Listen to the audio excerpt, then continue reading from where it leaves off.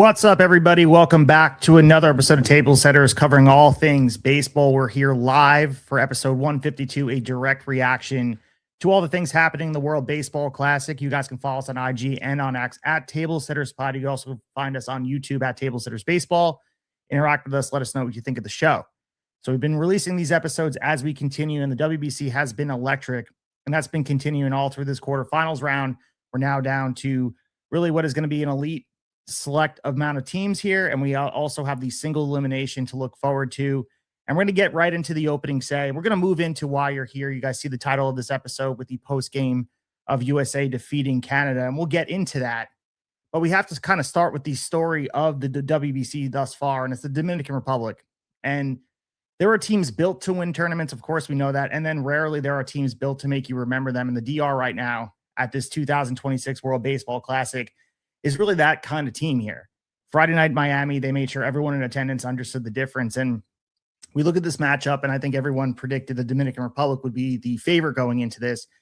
And let's be honest, Korea never had a chance. And that kind of sounds harsh when you think about it, but it's just simply true. The final score was 10-0, seven innings, run rule applied, a mercy. And the DR now has scored 51 runs across 5 games, over 10 per game, which is a number so outsized it stops reading like a statistic. And you got to remember, every game has been a statement from this lineup. 14 home runs lead the tournament, and they're tied for the most ever hit by a single team in the WBC, which matches the 2009 Mexico squad. And they're simply operating a level that this tournament has rarely seen. We look at, on their end, Christopher Sanchez, the 2025 National League Cy Young Award runner-up with the Philadelphia Phillies. He handled the pitching side of things with a lot of quiet authority on the mound. So if you're a Phillies fan looking at what Nola's done for Team Italy, and now you watch what Christopher Sanchez has done over here, there was a lot from this. 5 innings pitched, 2 hits, 8 strikeouts, 0 runs given up. And by every measure, very untouchable. And the story will always read about the offense and all the explosion that we're seeing power-wise. But for Chris Sanchez, he made this look really routine. And for the Phillies fans looking at this, this was a nice appetizer for what the season might hold.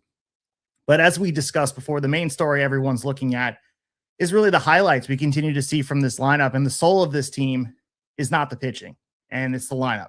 More specifically, it's the way this lineup plays. There's an electricity with the talent, and there's just so much of that with the abundance of superstardom that's all over this lineup, and a ferocious, joyful aggression that is really generally rare in any level of baseball.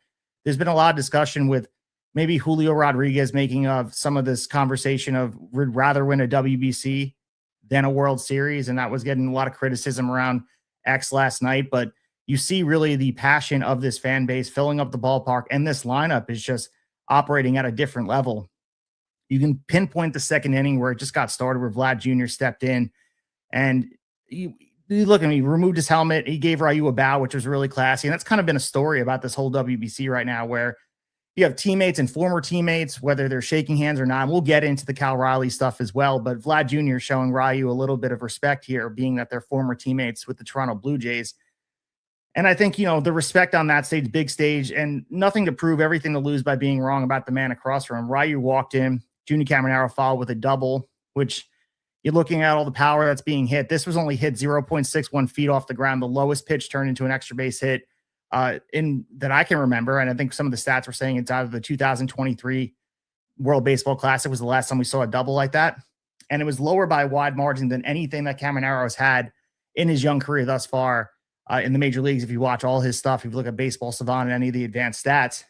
And for Guerrero, he came around to score in that play, and he stumbled slightly around third, and the throw was waiting. And what happened next was the athleticism, and you guys are going to see this highlight all over the place. He launched himself into the air, twisted toward the inside of the plate, and slipped past the tag. The run scored, and the dugout erupted, and the fans were all over it. Great stuff there. And we watched Juan Soto an inning later do the same kind of thing here, where Vlad winds up doubling to the gap. The throw was to the plate, beat Soto by several steps, and Soto swam around the tag. He did the emote where he was swimming out there, and he looks like he's having a good time. For all the conversation about Juan Soto not liking to be a Met and sitting in Citi Field in the outfield with the shiesty on and looking like he said, that's not the Juan Soto we have here. He's talking about having the best time. And he did mention in a post game that was getting a lot of traction here in New York about the best time and the most fun he's had playing baseball. He mentioned the year he won the World Series with the Nats. He mentioned the year he went to the World Series with the New York Yankees against the Dodgers. And he mentioned this time right now in the WBC with the 2026 DR team. You can tell this whole team is having fun. Albert Pujols, he manages this team, and watching him over there in the dugout, just kind of in amazement, and just watching what this team has done thus far. And it feels like they haven't even peaked. And I know that sounds crazy because I mentioned that they're averaging 10 runs per game, and these guys are operating at a different level. 14 home runs, it feels like they're almost unbeatable. And that kind of ties into the story with the USA and what we're going to be seeing in their matchup that's waiting.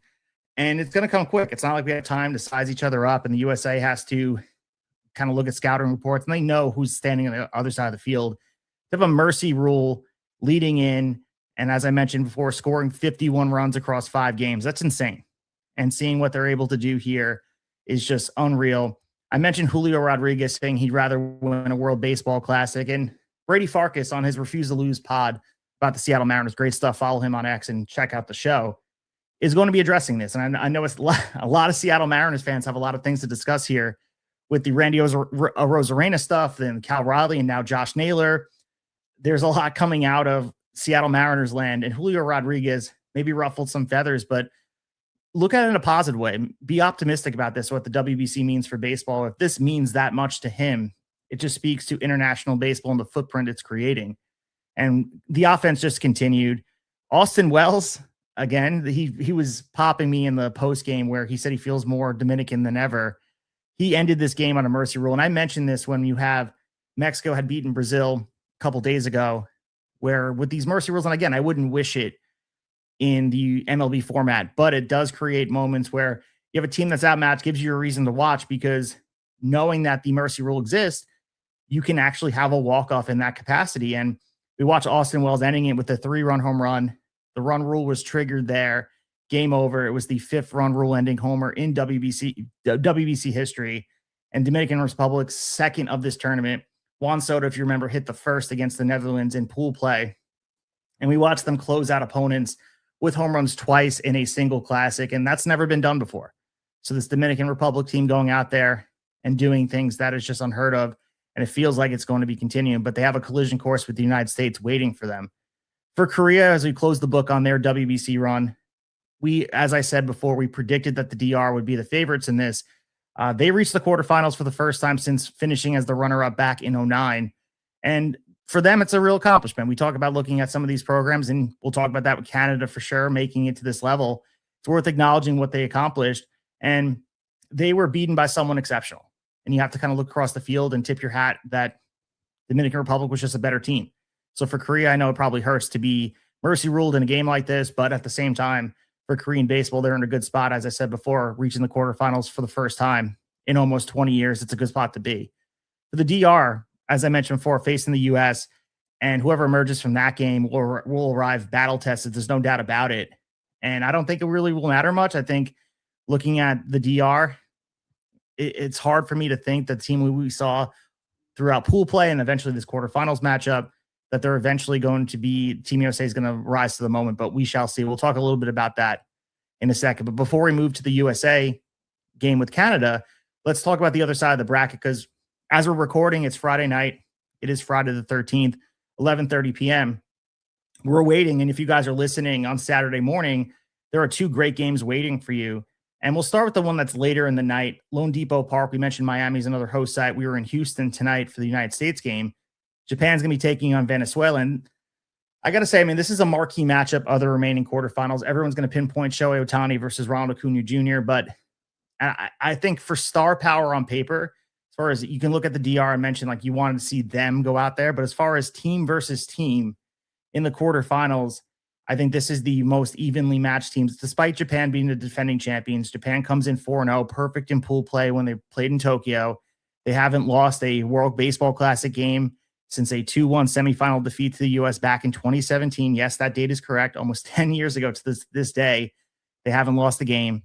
They are 3-time champions overall, having won in 2006 and 2009 back-to-back, something no team has done.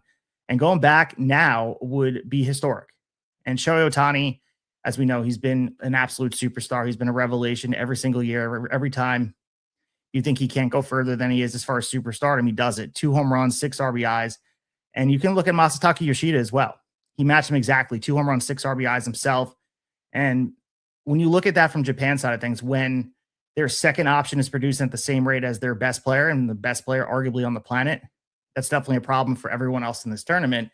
And this will be the coming out party for Japan. As we mentioned before, they were playing all their games in pool play on the other side of the world. So, and it was early in the morning with the time zones and all that.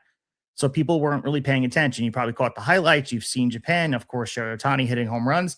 But I think a lot of people on the East Coast here in the United States haven't been watching closely for Japan. And this is a team that deserves a lot of respect. This is a team that deserves the utmost respect, especially what they've done. As I mentioned, 3-time champions overall. They are the defending champions, and they are a team to be reckoned with superstar-wise.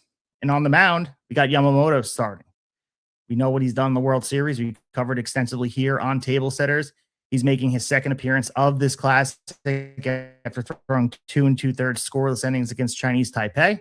And you got to imagine that he'll be on a careful leash, because you got to consider, despite this being a quintessential must-win game, there is the balance that is balancing spring training and opening days 2 weeks away. And I'm sure the Dodgers want you to be careful with him. But for pride of country, as we mentioned, we had Jim Allen on the show about what the World Baseball Classic means to Japan. And it's a week-long party, and this means so much to them. And maybe Yamamoto is going to be taken to the limit and doing what he does. You know, I mentioned this, the star power and, Venezuela being evenly matched. They do enter this as an underdog. There's no doubt about it. They went 3-1 in pool play. Their only loss came against the DR. So no shame there, of course. Luis Ariz has been sensational. I covered it on last episode, talking about the leaders and everything. This guy went 7 for 14 with 4 doubles and 2 home runs. So typically the light hitting for average infielder is showing a little pop. And I had mentioned maybe this carries over to his season with the San Francisco Giants, but he's been awesome for Venezuela. And of course, how could you not look at Ronald Acuna Jr.? Everyone has him circled as one of those players that's going to return to form. And if you follow the pattern of Acuna, typically this would be the year. Hopefully he can stay healthy.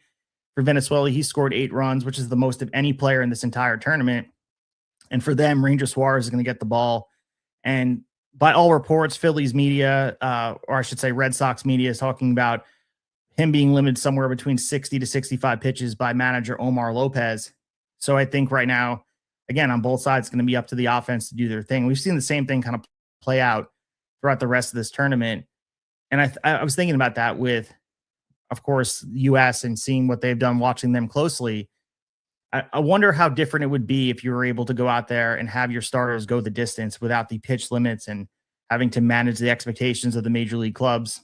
Because if this does mean something for everybody, there's no doubt about it, but you have to balance being respectful and the money that's on the line with Major League Baseball. That I wonder what team would emerge, and would the U.S. have a better chance to win if they didn't have to limit their pitchers, and if Tarek Skubal didn't have to go back to the Tigers camp. I guess it will remain to be seen. Maybe we'll get to that point in WBC history to see that happen. For Venezuela, there's some history here. They haven't been to the semifinals since 2009. Something has to give, because Japan hasn't lost since 2017. And again, it's hard to see Japan losing this game. There's a lot of talent back and forth, and I think this is the marquee matchup from all of them, just the way things have broken. But for Japan, I think that they're going to be emerging from this, and they're on a collision course.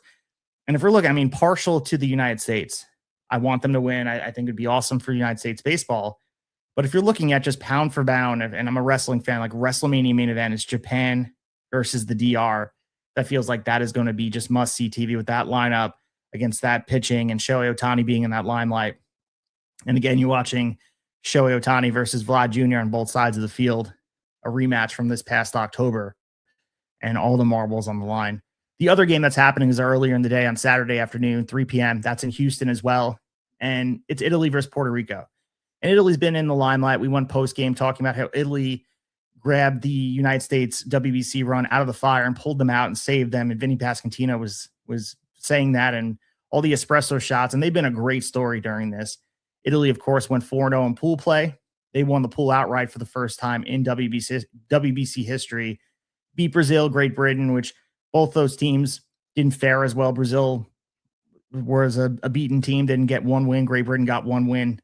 The U.S. And then they showed themselves against Mexico doing their thing. 12 home runs in the tournament, are 2 shy of the all-time single classic record. Vinny Pasquantino hit 3 home runs in the pool play. We mentioned that as the first time that's ever happened in WBC history. and they are here on merit. And I think the celebration, as we saw, has reached the Italian parliament. People are talking about it in Italy. I saw WFAN today. I was listening to Evan and Tiki, and Evan said he was calling Italian bars to see if they were either watching this, caring about it. And there's a little bit of a buzz for what Italy's doing here in the WBC. And that's the barometer here. It's hard to know outside of our echo chamber of baseball how much this is resonating with other countries. And for Puerto Rico, they came in with a lot of the baggage of the insurance stuff, some of their best players not able to play, and they've held their own. And maybe it helps that they hosted their pool games in San Juan, mostly home games. They went 3-1, and they reached the quarterfinals in all 6 of their classic appearances. We know that they've been to the finals twice, 2013 and 2017. They lost both times. But looking at what they've done, their offense has been minimal. So they only have 1 home run. So looking at how they're matching up, if they were to defeat Italy and get out, it's hard to imagine that they were going to be defeating either Japan or Venezuela. But the pitching staff has been remarkable. And 1.22 ERA across 37 innings, which is the best mark in the entire tournament, which speaks to them being able to carry through their offense that has been anemic thus far. But we know the talent is there for Puerto Rico. Maybe they break out, and then maybe they break out in this game and get past this. And we know baseball sort of is cyclical, and when the dam breaks, maybe the offense comes through. And for the history of Italy, this is already sort of house money. I know they don't want to hear that. I'm sure the players wouldn't say that, but they've never reached the semifinals. They're already further than they've ever been in the WBC, so this is a big deal for them. For Puerto Rico, they want to try to get to the spot, and maybe in quiet moments, they both don't think they're going to get past Japan and be able to win, but you never know what's going to happen. Especially, I don't think anyone would have predicted Italy would have won that pool in the first place and been where they are. So, Puerto Rico's done it twice, been to the semifinals. They've gone to the final both times. And for the pitching, this is going to have to carry them. Is it sustainable to be able to do what they did? We'll see. Only one of these teams is going to be moving to Miami, but both deserve a lot more credit than they're getting. Most of the story is going to be about the United States. Most of the story is going to be about Japan and the DR, but Italy and Puerto Rico deserve some love, and it's must see. I feel like this matchup is one of those things you need to go out and check out, especially the story that's Italy. It's hard not to get behind what they've done with the espresso shots and Francisco Cervelli and Vinny Pasquantino, and I think they were on full display. And this tournament moves so fast, which is one of the reasons I wanted to hop on here and do these post-game reactions, is because it moves so fast that sometimes you miss some of these mini storylines. And for some other baseball podcasts, if you come on once a week, you literally only have one time to talk about the WBC, and you might miss some of the great things that are happening with Team Italy and Team Mexico at some point. Like, I know Team Mexico didn't get out of pool play, but they were a great story. And I love talking about them and the talent, the electricity they brought to Houston, their fans singing and not leaving the ballpark, and watching them walk off in that mercy game against Brazil. And they're a good story. And there's been a lot of those stories that would have fell between the cracks if you're not paying attention very closely and you don't have a chance to talk about it. But let's get in here and talk about the meat of the order. We're going to talk about Team USA and surviving Canada, and the DR is watching. So let's talk about that and get to the meat of the order. We have the meat. All right. So for Team USA, I've been saying this on every single episode post-game for the USA. Friday night in Houston was not pretty. And there's been sort of these flaws. We were waiting for US to come out and dominate. What we saw from them against Brazil, which everyone dominated Brazil, that was a team that hung around. Great Britain, they hung around, and they finally, the offense, like the boa constrictor they are, squeezed the life out of these teams and were able to sustain. And my thing was, they need to capitalize when they have an opportunity to, and they leave teams around. And their path to this point, you can look at some of the talent, and Canada was a great story. I mentioned Italy and Puerto Rico deserving praise, but Canada deserves a lot of praise as well for what they are. And I'll give them a lot of love during this game recap, because what they've done for their program and what this means for Canadian baseball, let's not gloss past that. But for them, what Team USA did, I think ultimately had to define this game for them. It was sufficient. And the game, for sure, if you were expecting the greatest baseball roster ever assembled to announce itself the same way that the DR did, I wouldn't blame you, but that's not what happened. I think you left Dyken Park, or you left watching this game with questions, and there were legitimate ones of, how is this team going to beat the Dominican Republic? And if they get past the DR by some grace of God, how are they going to beat Japan or Puerto Rico or Italy in a big game? I think we're all expecting them to have to play a much better game.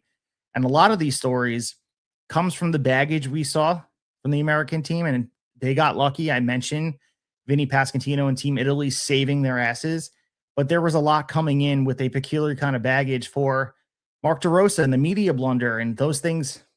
This is the benefit of it moving so fast throughout this week, is that Mark DeRosa and all this is it's gone. I think people won't forget this because it was a very big deal that he didn't know the tiebreaker and he thought they already clinched. And he came out and was talking about how they were 2-1, but they're actually 3-1. And he didn't make things better. But I always say on the show, the best cover up for all of this is winning. And that's exactly what they did.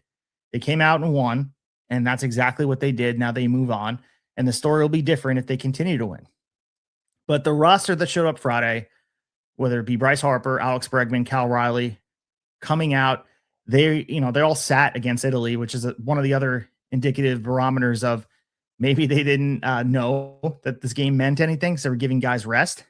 Goldschmidt, Gunnar, Will Smith, they're all guys you would definitely take to war. I mean, Goldschmidt deserved to be on the bench, but Gunnar and Will Smith, you look at them being in the lineup, they're great players that you can build teams around.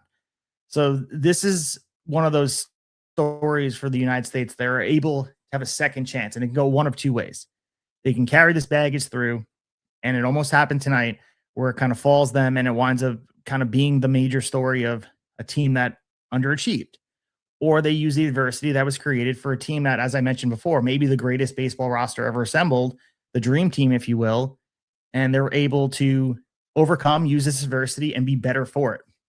But for the lineup, we saw the usuals. Bobby Witt Jr., he led off. Bryce Harper at first, Aaron Judge and right, Kyle Schwarber, Alex Bregman, Roman Anthony, Kyle Riley, and Bryce Trang, PCA, and Logan Webb was taking the bump. And on paper, that's an overwhelming lineup. And on the field Friday night, that's not what we saw. Webb went 4 2/3 innings. He threw 71 pitches, struck out 5, walked 1. He allowed 4 hits and no runs while he was in the game, which, as we said before, this is still sort of getting his feet under him. When Devin and I were talking about Webb's first start in the WBC, it wasn't overly impressive. He did get settled, but I don't think anyone would look at him as being dominant. I would say it was acceptable. And I'm not raising any red flags for Logan Webb. Am I downgrading his stock in fantasy baseball or thinking the Giants fans should be worried about Logan Webb? No. But 71 pitches in under 5 innings is maybe not the outing the team needed as a statement heading into the semifinal against the DR. But again, his ERA is sitting at 1.04 in this tournament. So he kind of rose into they would have lost, it wouldn't have been his fault. I mean, he did not make anyone nervous about facing him again. But at the same time, this is a guy who he did what they needed. But I think the statement came in the 3rd inning. Bobby Witt Jr. wound up reaching base. Aaron Judge reached. Kyle Schwarber loaded the bases. Alex Bregman then hit a ground ball to third baseman Abraham Toro, which by all accounts should be a routine play. Toro threw it away. Harper goes on scoring. Judge scored. And the inning that was originally quiet turned into a 3-0 lead on a throwing error. So USA took advantage of that. That's why I was asking for them. I was hoping that they would capitalize in moments like this. And this was Abraham Toro's 2nd error of the tournament. And then Bregman was credited with the RBI. He hit the ball, but 2 of the most important runs in this game owe a genuine debt to Abraham Toro's glove as much as anyone else in a USA uniform. I'm going to make sure that they didn't rule it an error. I think it was a throwing error, so we didn't get Bregman getting the RBI. But the thing is, again, this is the team that kind of, and luck and good, whatever, lucky, good, all-knowing, all the things like that, you would hope that someone would come up, and you were waiting for that big hit to come. It just didn't come. And I think that matters because this team's margin for error against the DR is razor thin. I think that's the narrative that continues to go through the conversations about this. And in a short time, we only have 2 days to get ready for this game.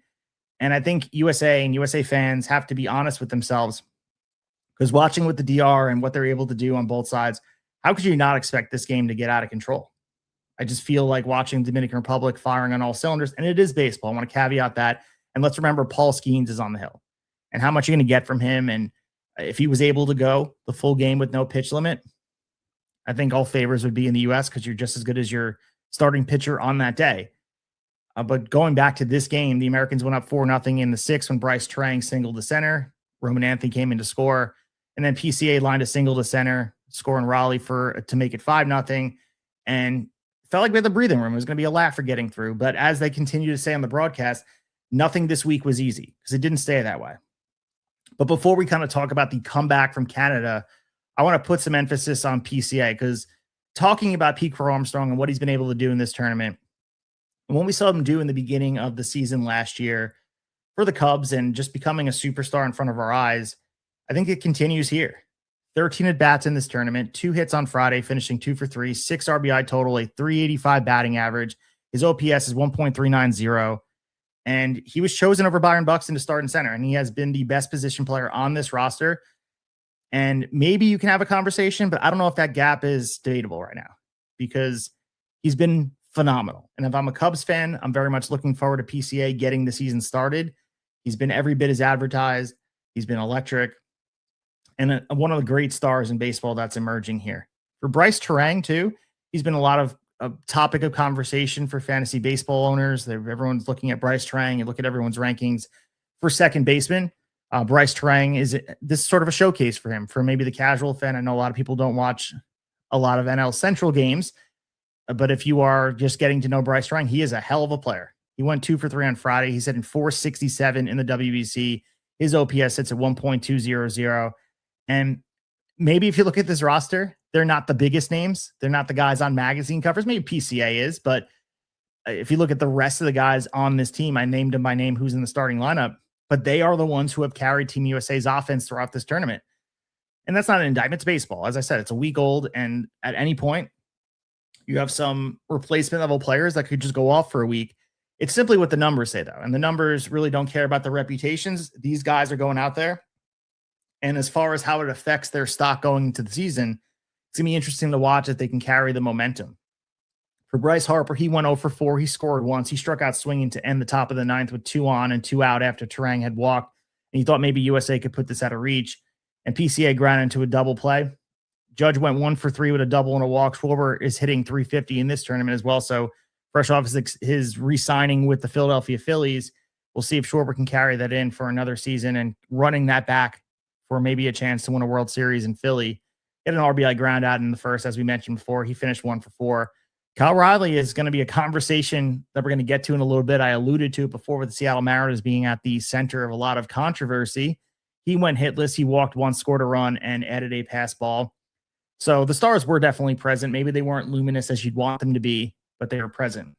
And as I mentioned, I wanted to put love on Canada because despite them going home and packing their bags, they were better than the final score suggests, because I think that is something we need to discuss. Because you look at this team, and I'm the proud owner in we're in a redraft keeper league, but we were able to keep a lot of minor leaguers. And Owen Casey is a guy that I have. And of course, we've seen him traded. Now he's a proud member of the Miami Marlins.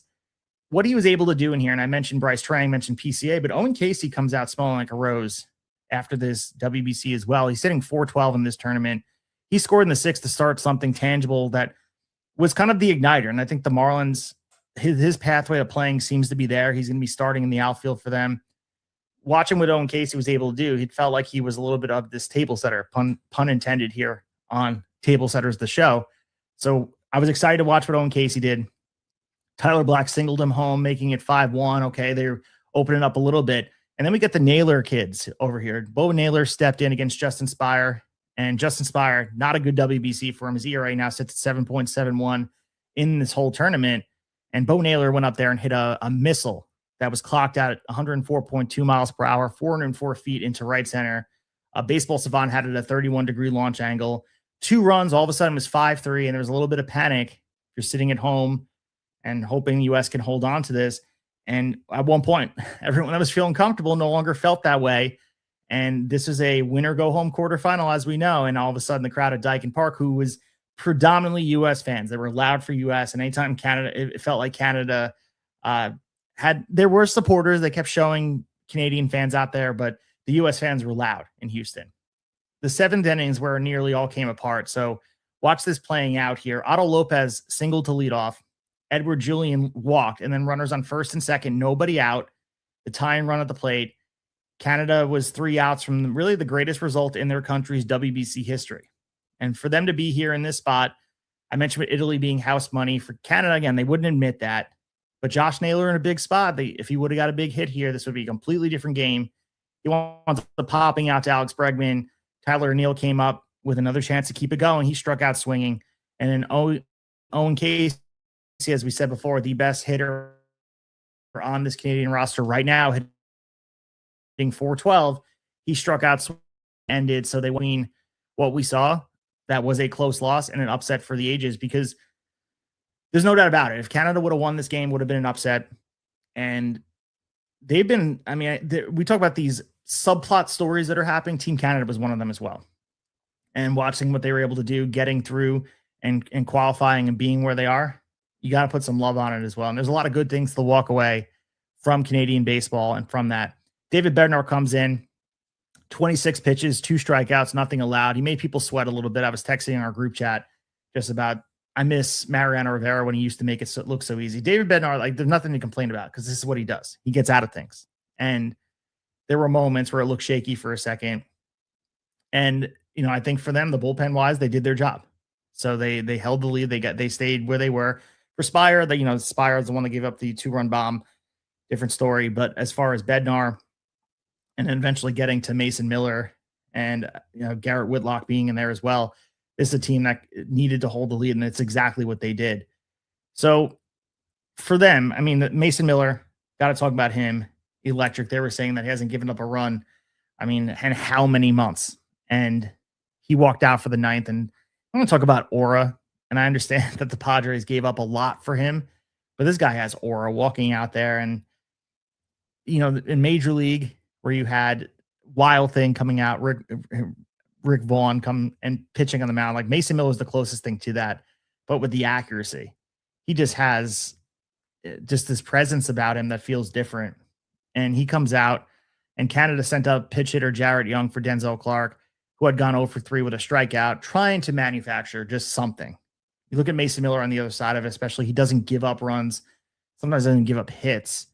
They were just trying anything. Didn't work. Mason Miller called out Young on strikes, and then 1 out. Edward Julian 1 for 2 with a walk of the night, stepped in. He was called out on strikes as well. And then Otto Lopez, which he was 2 for 4 at that point. The hottest hitter for the night, came up with the season on the line and swinging strike on a slider, 90.2 miles per hour, foul on a 4-seam fastball at 102.1, and then called strike and a 4-seam at 100.9. Strikeout, swinging, game over. Mason Miller was just unhittable.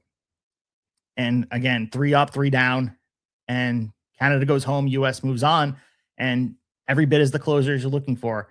And again, I want to put love on Canada because they fit. They went 3-1 in pool play. They reached the quarterfinals for the first time in their country's World Baseball Classic history. And they did it with real contributors throughout. I mean, Abraham Toro, as he made the errors, but he hit 421 with a homer, 3 doubles, and a triple. We already talked about Owen Casey hitting 412, but Otto Lopez went 2 for 4 on Friday and was a threat every time he came to the plate. So something you could talk about is that they weren't passengers on this. They came to win, and they nearly did. And the baseball boom in Canada is the other subplot of this. Maybe not even a subplot. This is the main thread throughout all of this, is on the heels of the Toronto Blue Jays AL pennant and coming so close to winning a World Series last fall. There's something real and tangible about that. And I would say that this run and even Friday night added to that. That it's something that you have to really appreciate watching what Canadian baseball is doing right now.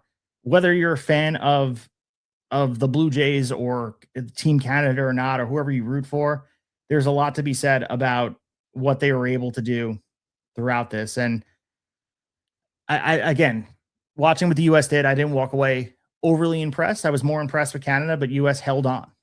I think that's more of the story I continue to go back to. But again, I'd be remiss if I didn't talk about Cal Riley and Josh Naylor, because 4 days after Cal declined to shake hands with Randy Arozarena playing for Team Mexico, we see the clip of him declining to fist bump Josh Naylor. And the common denominator is they're both Seattle Mariners teammates of his. So this happened in the first inning on Friday. And I think for Riley's position, a lot of people are just pinpointing being a competitor. They'll defend it, saying that it's really been unchanged. And he stated it plainly. For him, these are not exhibition games, and he has a responsibility to his teammates and his country. And just hobnobbing with opponents is not something he's willing to do, regardless of what uniform they wear in April. So for a lot of people, they might find this excessive. And for the Seattle Mariners on their end, this is not something that they want, because as I mentioned before, you're dealing with this Cal Riley shaking hands thing, Randy Arozarena talking to the media, and who knows if he was joking or not. It's still hard to say. I think everyone was kind of under the camp if he was joking. And then you add on top of Julio Rodriguez saying he'd rather win a World Baseball Classic than a World Series. You're the biggest loser of all this is the Seattle Mariners front office, and their public relations team are trying to figure out how to smooth this over. I'm curious what Brady Farkas's opinion is of this. I know he was saying he was going to talk about it on the show, so I want to see what he said. I think they dropped the episode today, so I'm going to go out and listen. But I think a lot of people find it excessive, and what you cannot argue, though, is that he's consistent. And in a week where Team USA's commitment to this tournament, with Mark DeRosa not knowing the tiebreaker rules, all the commitment is being questioned. For the big dumper, he's one American who has answered that question without ambiguity every single day. So whether you like it or not, this is what he was able to do. And in our chat as well, a lot of people that are siding with what Cal was doing. My thing is that there's a way to go about it. And I'm not saying he's wrong. I'm just saying there's a way to go about it. It just so happened they were against teammates. And maybe if I was him, in order to avoid the controversy that would happen, maybe I would have talked to them, or I would imagine he has Josh Naylor or Randy Arozarena's number, right? Tell him beforehand, I'm not shaking hands. Don't go for it. And nobody would be talking about it. But the fact that they went for it and then Randy Arozarena got in front of the media and was talking about it became a bigger story. Not even so much for Team USA, but for the Seattle Mariners, who in their own Pacific Northwest media section, they're all dealing with this. And they will deal with this until the first day of the season. And for a team that's trying to win the World Series and build on what they did last year, that's not what you want going into the year. And maybe this will continue. And if there's some struggles in the beginning of the year, maybe they look back at this moment of tension in the clubhouse and we can see how quickly that falls apart. But I guess that's where we're standing with it, because it's hard to decipher what it means until we see the fallout. But here we are, Team USA advancing to face the Dominican Republic. We're waiting for this. And again, putting some respect on the offensive threat that is the Dominican Republic, scoring 51 runs in 5 games, hitting 14 home runs. And add to the fact that they play with the joy and regression that has made every opponent look overmatched. It's going to be quite the ride on Sunday to see this game in action. That's for sure. And the DR right now, I don't know how you watch them and you don't have this infectious love of baseball.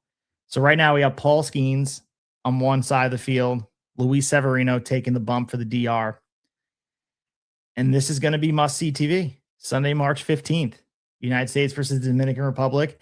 And we're certainly going to be looking forward to who's getting to the finals. And we'll have those answers in a few short days. That is the best part. And I continue to say this about this concise timeline of the WBC. It's just how quickly this is all here. No waiting around, no build up, just straight to it. And we're back in action in just 2 days. No time to really marinate in the win. And you're right back at it.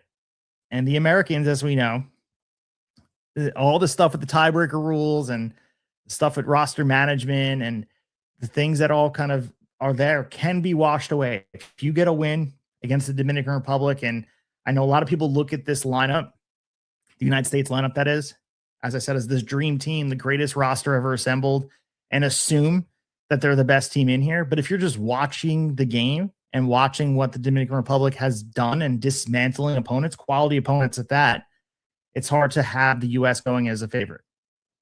Just simply stated. And I guess the biggest advantage is the starting pitcher. And unfortunately for the U.S., Paul Skeens can't go all 9. And for them, they have to get the runs off Luis Severino, who hasn't been entirely dominant, but he hasn't been Luis Severino bad. I think his ERA is 2.21, and he's had the wiggle room and the ability to give up runs if he needed to. Because as we said before, averaging the amount of runs they are a game, he would be able to. He's been quality. So, and looking at how they got there, it certainly will be a statement. And they're going to have to earn every second of it. And the atmosphere is just going to be electric. There's context that is built into this. Everyone's going to want to sit here. And can you imagine if you had a 7-game series between these two teams?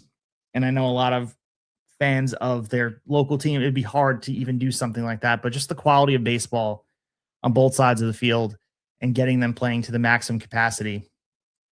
And the thing is that the U.S. has to walk out of this, and a lot of fans watching baseball, is that the Dominican Republic is not Canada, and nobody is leaving the door open this time. I can't imagine the DR is going to give an opportunity for the U.S. to win by making a mistake. The only way the U.S. does is they have to outplay them and they have to match them bar for bar. And you're going to have to score runs and you're going to have to capitalize with runners in scoring position and you're going to have to take opportunities. They're not leaving the door cracked for you. And if you leave the door cracked, this lineup is going to kick it open and find a way just to annihilate. And that's what they've done. It's hard not to just look at this lineup and just be impressed. And there's, as I said before, they're simply operating at a level this tournament has rarely seen. And it comes down to being able to score runs against Luis Severino. And that this American lineup can. There's no doubt about it. We've been saying it since the beginning that they've been able to look at this and say, this is a team that should be doing more. And the offense has shown up. There's been moments that have glimmered, whether it be Schwarber. We were talking about PCA. Judge had certainly his hits, but I think we're in for a slugfest if the Americans are going to be winning this game. But maybe Skeens can hold him in check for 4 innings. We know he's capable of doing that, but it's going to be up to the bullpen to hold him for the rest of the game. And I'm not sure if this DR team can be held. That's the biggest thing. I'm going to be looking up quick just some of the post-game stuff to see if there's any news on here before we get out of here. I think a lot of the story is going to be about how USA survived this and getting ready, and a lot of the stuff that the good vibes that's happening on the Dominican Republic side with Austin Wells, all the big moments there, and his post-game was funny, saying that he feels more Dominican than ever. All great stuff. And this is going to just be a fascinating couple days here. The final is 3 days away. And I don't want anyone to lose sight of that we will have this final in 3 days being able to take hold, and we'll know who will be crowned WBC champion. And if you're not hooked by this, I'm not sure what it's going to take to get you to enjoy this tournament. It's been a lot of fun. The atmosphere has been October-ish, and I think it's in a lot of ways. Manny Machado came out, and I think our good friends at Divine Sports Gospel posted a video that Manny was saying that he thinks that fans should be able to bring instruments and drums and guitars, whatever makes noise to create atmosphere similar to what we're seeing in the WBC. And I don't disagree. I think to go from what we saw in the WBC, the electricity, and then some of these quiet ballparks that are half filled if they're playing a team that is uncompetitive in late April, early May, well, it's hard. And I think it's important to create a culture of these things happening. And clearly there's a lot of things we can borrow from international baseball here in the United States to create an atmosphere outside of October. Every game does matter. And this tournament, pool play, quarterfinals, semifinals, and then finals is not the same as a 162-game marathon. But there's got to be a happy medium somewhere where you can create an atmosphere that is just electric. Very much looking forward to it. Paul Skeens taking the bump for the U.S. happening on Sunday. And don't get me wrong, I'm rooting for the U.S. There's no doubt about it. But I just walk away watching what we saw with the DR averaging over 10 runs per game. It doesn't feel like they're peaking. It's hard to imagine they're going to stop. The vibes in that locker room are just immaculate right now. And it's going to be a lot of fun to watch to see if they're able. And can you imagine, I mentioned before, WrestleMania main event, Japan versus the Dominican Republic. Just absolutely electric. If you guys want to support our show, you guys can follow us at Tablesetters Pod on IG and on X. If you guys are also want to support us even further, go to Dugout Mugs. Use code TS10 to save 10% at checkout. Buy yourself a Dugout Mug. Get ready for opening day. So Devin and I will be back recording division previews. Go back in the archives, check out the NL and AL West. We dropped those episodes earlier in the week. We've been filling your timelines with a whole bunch of episodes. So if you're enjoying them, please leave a 5-star review. It goes a long way. Help us in the algorithm and other baseball fans finding our show. If you're new here, if you're just an international baseball fan and somehow you found us, we appreciate that. Stay along for the ride. We cover Major League Baseball, of course, the WBC we're covering right now, cover college baseball and fantasy baseball. So the college baseball format, it's under Tablesetters University. We have guests on. We also talk college ball. So there's a lot of stuff going on while the WBC is going on. So I'm looking forward to a good weekend of college baseball. But we'd stay on here for another hour if I was going to talk about that. And then for the fantasy side of things, we're calling it Roto Setters. And Devin and I, our next episode for that will be covering our home league, our For the Fame draft happening on the 22nd. So it's happening next weekend. And we're going to be just discussing our draft, what we thought about it. And that episode was a lot of fun last year. Go back and check out some of the other archives. He also had the Welsh on from Fantasy Pros, which brings us to the other hype line is that Devin and I are on Fantasy Pros. If you guys are getting ready for your draft, I implore you to use Fantasy Pros, use the expert rankings. And if you're filtering through, you can find 2 familiar faces, 2 familiar names. Devin and I are on there as experts with the other great baseball minds over there ranking players. So if you want some help with your fantasy drafts, and I'm sure you do, check out Fantasy Pros, one of the best people to do it right now. And we're on there with our rankings. And let us know what you think. Everyone varies a little bit, so you can kind of filter. You can use your own barometer of who you think what you want to use, or maybe you want everybody, you want consensus picks. Fantasy Pros has you covered for the remainder of your draft season, and we're ready to go. We're almost there. Baseball's on its way, and the WBC has been a great amount of fun. Looking forward to the Major League Baseball season starting, but it's been a lot of fun, and I'm looking forward already to 2029 when it gets going, but not wishing this one away. We have a lot of great baseball left in us. So we'll be back soon talking all things baseball. Again, I appreciate you guys checking this out. Again, follow us on Instagram and on X at Tablesetters Pod. Leave a 5-star review, all that good stuff. Devin and I will be back soon talking all things baseball. We'll talk to you after a while. High fly ball into right field. She is gone. In a year that has been so improbable, the